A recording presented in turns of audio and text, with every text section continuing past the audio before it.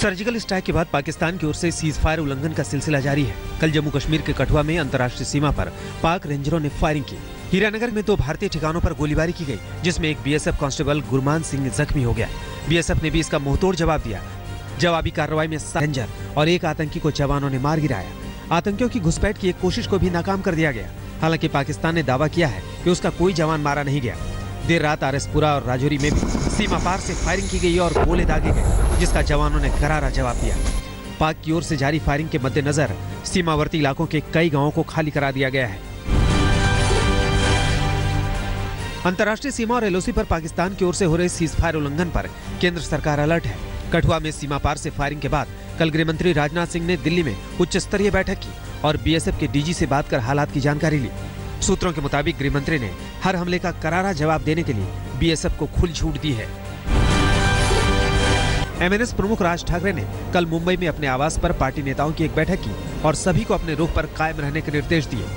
Meeting में राज ठाकरे ने कहा कि एमएनएस फिल्म को रिलीज नहीं होने देगी। आने वाले समय में राज ठाकरे खुद इस मुद्दे पर बोलेंगे।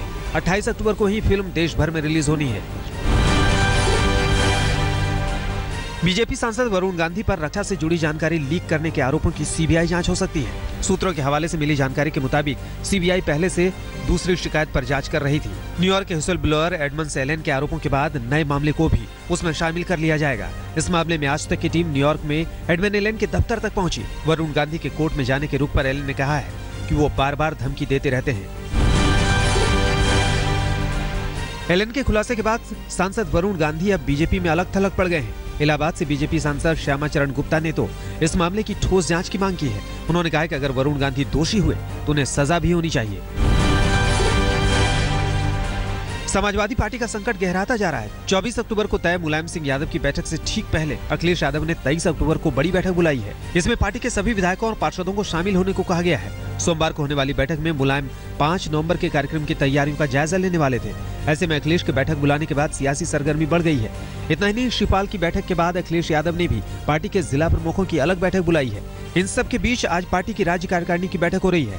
इसमें मुलायम तो मौजूद रहेंगे, लेकिन अखिलेश यादव के शामिल होने पर सस्पेंस बरकरार है।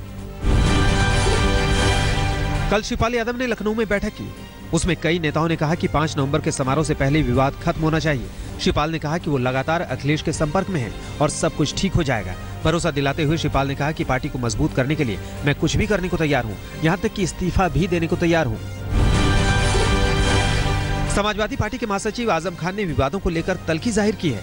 उन्होंने कहा है कि हम हालात को बेहतर बनाने में लगे हैं। जो पार्टी के शुभचिंतक हैं या हमारे जैसे लोग जो पार्टी के बनाने वाले हैं, समाजवादी पार्टी को बनाने वालों में 2 लोग जिंदा हैं।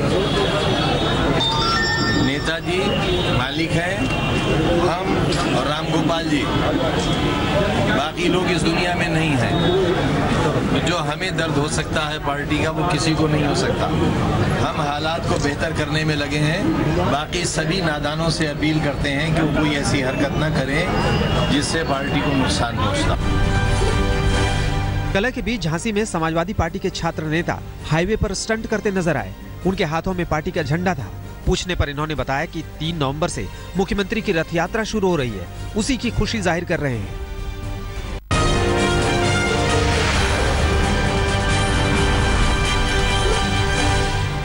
प्रधानमंत्री नरेंद्र मोदी आज वडोदरा में हरनी एयरपोर्ट पर इंटरनेशनल टर्मिनल का उद्घाटन करेंगे। एक दूसरे कार्यक्रम में मोदी 8000 दिव्यांगों के बीच मददगार उपकरण भी बांटेंगे। प्रधानमंत्री बनने के बाद ये उनका वडोदरा का पहला दौरा है। लोकसभा चुनाव में मोदी को वाराणसी के अलावा वडोदरा से भी जीत मिली थी। वहीं 24 अक्टूबर को पीएम मोदी अपने संसदीय क्षेत्र वाराणसी भी जाएंगे। उसी दिन यूपी के महोबा में बीजेपी की परिवर्तन महारैली को भी संबोधित करेंगे। वहाँ कल रैली की तैयारियों का बीजेपी नेताओं ने जायजा लिया। दिल्ली के हौज खास डियर पार्क में 6 बतखों की मौत का मामला सामने आने के बाद बर्ड फ्लू का संकट गहरा गया है। हालांकि कल गाजीपुर मुर्गा मंडी का मुआयना करने के बाद दिल्ली के विकास मंत्री गोपाल राय ने दावा किया कि हालात काबू में है। वहीं दिल्ली के बाहर भी बर्ड फ्लू के मामले सामने आने के बाद हड़कंप मचा है। ग्वालियर के चिड़ियाघर में भी 15 पक्षियों की मौत हो गई, जिसमें से 2 की मौत बर्ड फ्लू की वजह से हुई है। भोपाल लैब से मिली रिपोर्ट में इसकी पुष्टि हुई है। ललिता सुसाइड मामले में गिरफ्तार पति को लेकर पुलिस आज दिल्ली पहुंच रही है। राष्ट्रीय कबड्डी खिलाड़ी और ललिता के पति रोहित को पुलिस ने कल मुंबई से गिरफ्तार किया था। दूसरी ओर रोहित के पिता ने भी दिल्ली के नांगलोई थाने में सरेंडर कर दिया। सुसाइड के बाद से पुलिस रोहित को तलाश रही थी। उसने अपने फेसबुक पर खुद को बेकसूर बताने वाला वीडियो भी अपलोड किया था। शीना बोरा मर्डर केस में खुलासा हुआ कि पीटर मुखर्जी को हत्या की साजिश की पूरी जानकारी थी। यह खुलासा सीबीआई ने स्पेशल कोर्ट में दायर अपनी दूसरी सप्लीमेंट्री चार्जशीट में किया है। इसमें 11 गवाहों के बयान दर्ज है। बयानों में शीना के भाई मिखाइल का भी नाम है। जांच एजेंसी का दावा है कि शीना के बाद अगला नंबर मिखाइल का ही था। खुलासा यह भी हुआ है कि शीना की हत्या के वक्त पीटर इंद्राणी से लगातार संपर्क में थे।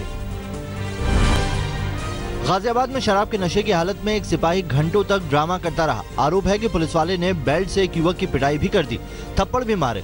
इसकी जानकारी मिलते ही साथी पुलिस वाले मौके पर पहुंचे और उसे अपने साथ ले गए। कानपुर के डफरीन अस्पताल के परिसर में कल एक नवजात बच्ची का शव मिला। जांच में सामने आया कि वार्ड में भर्ती बच्ची एक महिला की थी। पुलिस अब उसके घर वालों को बुलाकर पूछताछ की तैयारी में है और जांच में जुटी है कि बच्ची को जब फेंका गया तब वो जिंदा थी या उसकी मौत हो चुकी थी। तमिलनाडु के रामनाथपुरम में 41 शेड में भीषण आग लग गई। यहाँ मछुआरे मछली पकड़ने में इस्तेमाल होने वाले उपकरणों को स्टोर करते थे। बताया जा रहा है कि आग की वजह से करीब 40 लाख का नुकसान हुआ है।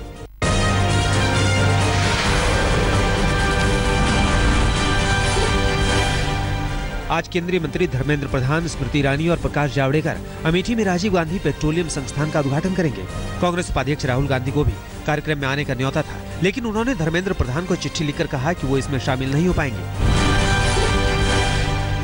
पंजाब चुनाव से पहले इन दिनों कांग्रेस राहुल गांधी के ऑडियो मैसेज के जरिए वोट बैंक मजबूत करने में जुटी है। इस ऑडियो में वादा किया जा रहा है कि कांग्रेस की सरकार बनी तो पार्टी किसानों की आवाज सुनेगी, उनका कर्ज माफ होगा। इस मैसेज को लेकर अकाली, बीजेपी और आम आदमी पार्टी ने जमकर निशाना साधा है।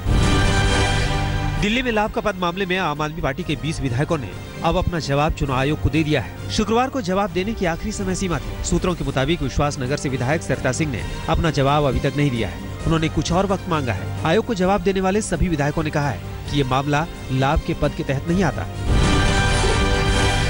बिहार के मुख्यमंत्री नीतीश कुमार अब सरकार चलाने के लिए लोगों से भी सलाह लेंगे। सुशासन को पारदर्शी बनाने के लिए मुख्यमंत्री ने यह फैसला किया है।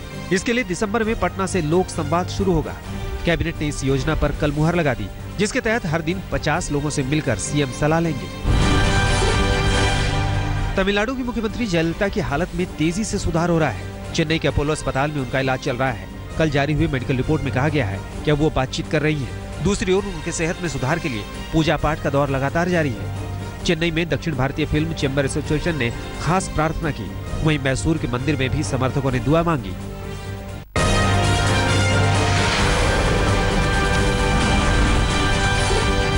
ग्रेटर नोएडा के दादरी में नेशनल हाईवे 91 के टोल प्लाजा पर कुछ लोगों ने जमकर उत्पात मचाया। टैक्स मांगने से उन्होंने गुंडागर्दी शुरू कर दी।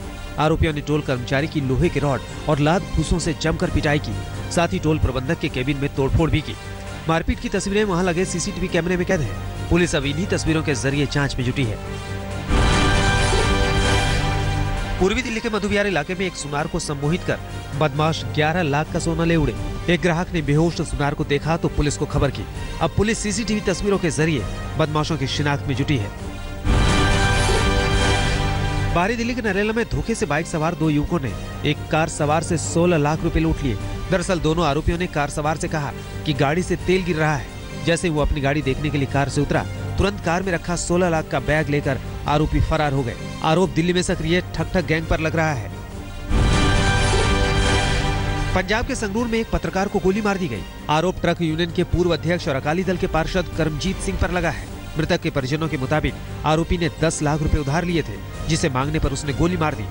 अभी तक आरोपी पार्षद की गिरफ्तारी नहीं हो पाई है। जयपुर से 10 किलो सोना लेकर जोधपुर जा रहे 3 लोगों पर बदमाशों ने हमला बोलकर सोना लूट लिया। आरोपी 3 गाड़ियों में आए थे। बताया जा रहा है कि करीब 3 करोड़ का सोना ले जा रहे तीनों लोग एक ज्वेलर के कर्मचारी थे। पुलिस अब आरोपियों की तलाश में जुटी है। यूपी के मुजफ्फरनगर में तलाशी के दौरान आबकारी विभाग की टीम ने 200 पेटी शराब जब्त की है। हरियाणा से विदेशी शराब की तस्करी की जा रही थी। खबर मिलते ही अधिकारियों ने जाल बिछाया और कैंटर को पकड़ लिया। साथ ही 2 तस्करों को भी गिरफ्तार किया गया है। बेंगलुरु में पुलिस ने विधानसभा परिसर से एक कार बरामद की, जिसमें करीब 2.5 करोड़ रुपए रखे हुए थे। कार में एक शख्स भी मौजूद था। पुलिस अब उससे पूछताछ कर जांच में जुटी है। गाजियाबाद में एक कब्र से 3 महीने के बच्चे का शव गायब हो गया। बुधवार की रात परिजनों ने उसे दफनाया था। शुक्रवार की सुबह कब्र खुदी हुई मिली। उसमें से शव गायब था। घर वालों ने तुरंत इसकी शिकायत पुलिस से की। अभी तक मामले का खुलासा नहीं हो पाया है। मेरठ पुलिस ने जाली नोटों की तस्करी का खुलासा किया है।